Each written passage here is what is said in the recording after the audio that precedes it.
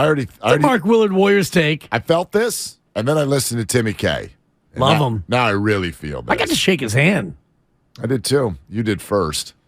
But I tried to bro hug him, but he kind of hides me. Yeah. He kind of gave me the stiff arm shake, so I didn't want to bring it in. Yeah, Tim gave you a hey, Dibs.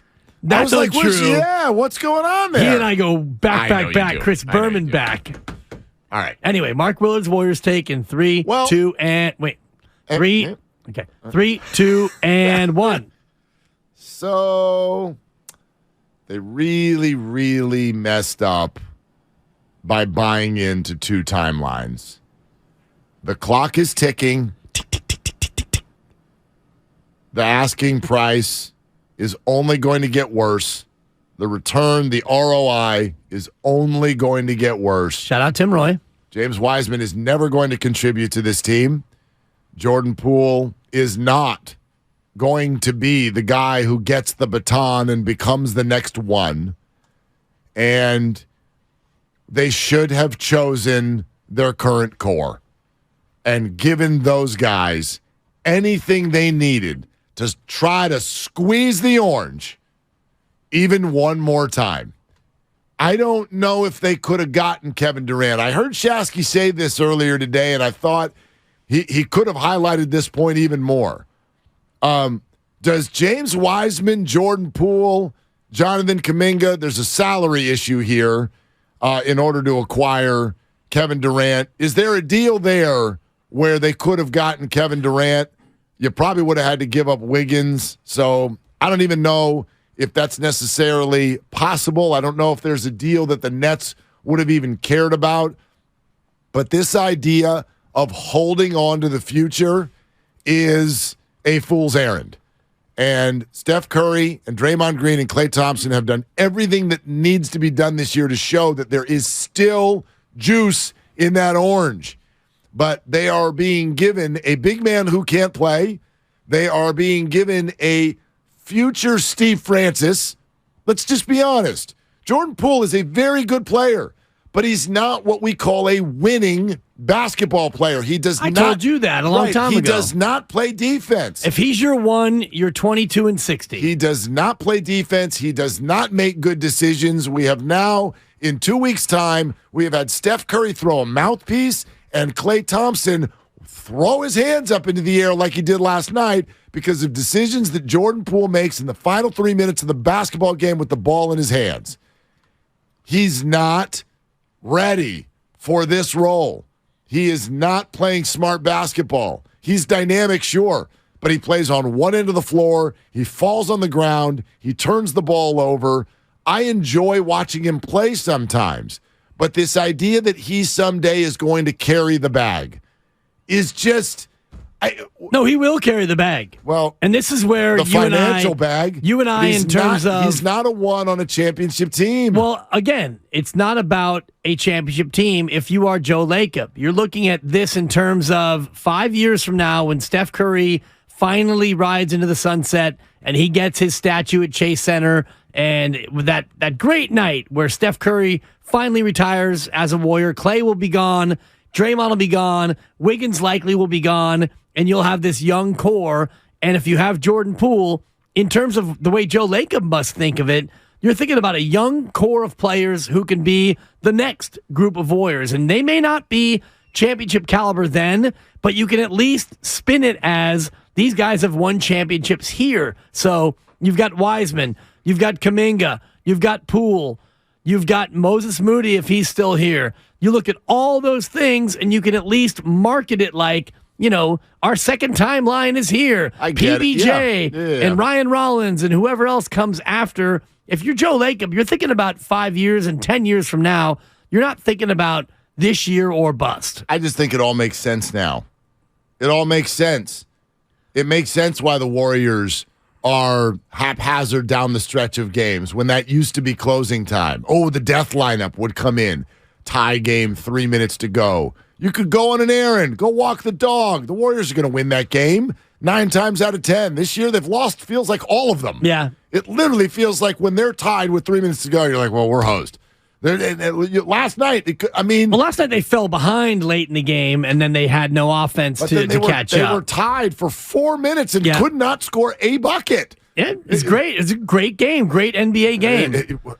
And if it wasn't for the young officials, if I could borrow Bob Fitzgerald's line, these young officials, they call so many fouls. Well, they call fouls. Be better at your job. Yeah, I'm trying, Bob, real hard, but I would say the same thing to you when it comes to criticizing the officials, because the team that attacks the basket, you actually get to the foul line. So maybe if the Warriors attack the basket instead of just jacking up threes, and this is where I look at this year's team, Mark, and this is where Charles Barkley, who I don't love, Charles Barkley, what he said 7 years ago about the Warriors is actually true about this year's team.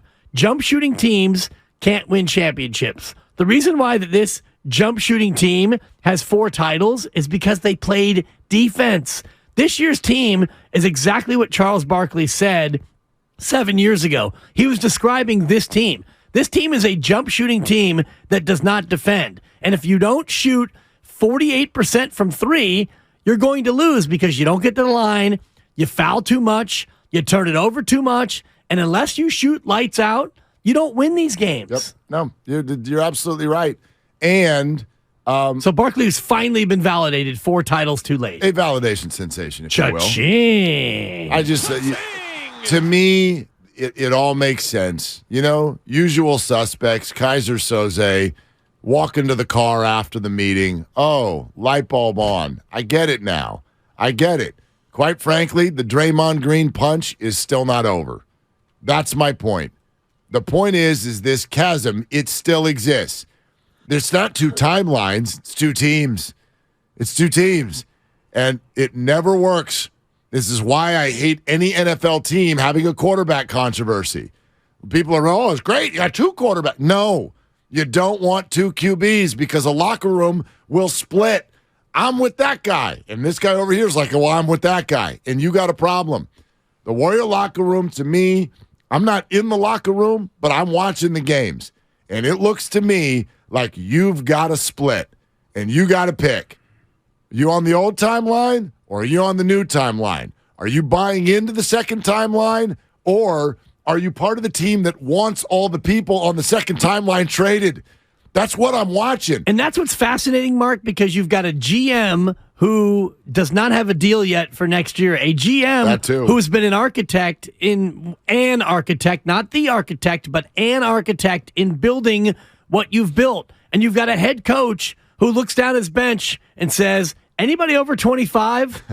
No. So you're a no, and you're a no. I'm playing guys who've been here before. I'm playing veterans. And you've got a front office saying 2 timelines. I know they've never said 2 timelines, but everything that they have done through their actions. Behavior. Jordan Poole, here's a bag. Wiseman, we're drafting you with no experience. Moses Moody, you're a pup. Kuminga, you're a pup. We're building for the future, but your GM and your coach want veterans. And by the way, your veterans want more veterans. So to that sense, exactly what we are watching, we're not inside the boardroom, the locker room, any room really, the sensory room. I'm not in any of these rooms, but you watch the game and you can see it feels like there are 2 teams. Look. 2 teams. Everybody gets frustrated in professional sports. Everybody gets frustrated inside their families. But let's go through the timeline with me. And to me, frustration when there's an outburst, there's a discussion there. Like, why did that trigger you? We had this whole conversation earlier this week about Joe Montana. Why are you so freaked out about Trey Lance? And it finally dawned on me. Oh, my God, you think he's Steve Young. Mm-hmm. And it triggers you. All right, so let's look at the Warriors. Has Draymond Green ever punched a teammate before? I'd have to look it up.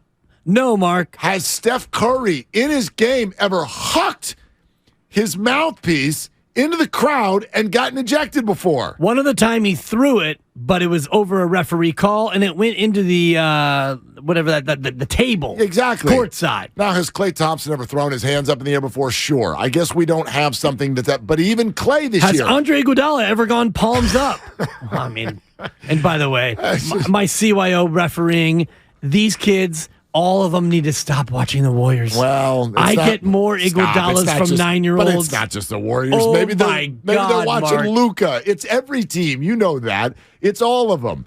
Put your arms down, Logan. Okay, but you know what? With your all-roads lead to Iguodala, you got to trust me. Let it go. I'm out there limping in a knee brace, and I got some 9-year-old from Mount Carmel giving me palms up over a non-call. Why'd you got to pick Mount Carmel? Why'd you got to go there? You could have gone anywhere. Well, I will tell you this about my officiating. The richer the parish, the more they complain. Of course. Hashtag facts. Not surprising.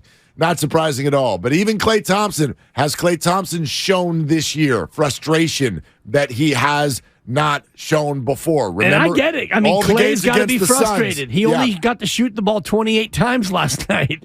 I'd be frustrated, too, if I only got 28 attempts. Okay, we do have Yahoo Sports reporting this via Jake Fisher. We'll pass this along to you.